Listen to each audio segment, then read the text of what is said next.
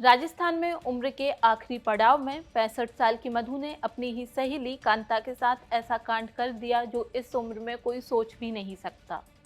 मधु के गुस्से की सजा उसकी सहेली को मिली, जिसे अपनी जान तक गंवानी पड़ी। आइए जानते हैं दोनों के बीच क्या हुआ और मधु ने इस उम्र में ऐसा कांड क्यों किया जिसने उसकी सहेली की जान ले ली। नमस्कार, आपके साथ मैं हूं स्वाति साहू और आप देख रहे हैं कहानी क्राइम की। राजस्थान के सिरोही की रहने वाली 65 साल की मधु रावल की दोस्ती उसके ही पड़ोस में रहने वाली कांता देवी रावल से थी।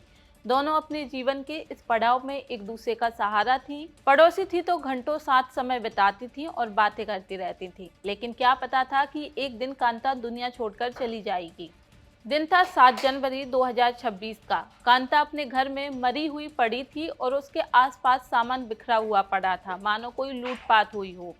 घटना की खबर लगते ही मधु भी कांता के घर पहुंच गई और सूचना मिलने पर पुलिस और एफएसएल टीम भी मौके पर पहुंच गई। एफएसएल टीम ने सबूत जुटाए, जिसके बाद पुलिस ने मामले की जांच शुरू कर दी। शुरुआती जांच में कोई खास सबूत नहीं मिले, जिससे ये मामला एक ब्लाइंड मर्डर केस बन गया। मामले की गंभीरता को देखते हुए पुलिस ने जांच के दौरान छानबीन की कि कांता किससे मिलती थी, उसके परिवार में कौन है और कहां है।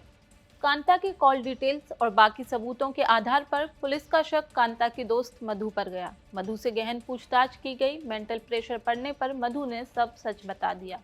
पूछताछ में सामने आया कि कुछ दिनों पहले मधु और कांता के बीच किसी बात को लेकर तीखी बहस हुई थी। बात इतनी बढ़ गई कि कांता ने मधु के चरित्र पर आपत्तिजनक टिप्पणी कर दी। यह बात मधु को इतनी चुभी कि उसने अपनी बरसों पुरानी सहेली को रास्ते से हटाने का खौफनाक प्लान बना लिया। 7 जनवरी की रात मधु कांता के घर पहुंची। पहले उसने कांता की तबीयत का हाल जाना, फिर दोनों ने साथ बैठकर चाय पी। कांता को जरा भी अंदाजा नहीं था कि जिसे वो दोस्त समझकर साथ बिठा रही है, वो ही उसकी मौत का पैगाम लेकर आई है। जैसे ही कांता असावधान हुई, मधु ने उस पर हमला कर दिया। बीमार होने के बावजूद कांता ने अपनी जान बचाने की कोशिश की। इस दौरान झड़प में कांता के नाखूनों की खरोंच मधु के नाक और पैरों पर आ गई। मधु ने कांता का गला तब तक दबाए रखा जब तक उसकी सांसें नहीं थम गईं। हत्या के बाद मधु घबरा गई। मामले को छिपाने के लिए उसने कांता के शरीर से जेवर उतारे और घर का सामान बिखेर दिया, ताकि पुलिस इसे लूट के इरादे से की गई हत्या समझे। पुलिस ने जब गहनता से पूछताछ की तो मधु की घबराहट और शरीर पर खरोच के निशानों ने शक पैदा कर दिया, जिसके बाद कड़ी पूछताछ में उसने अपना जुर्म कबूल कर लिया।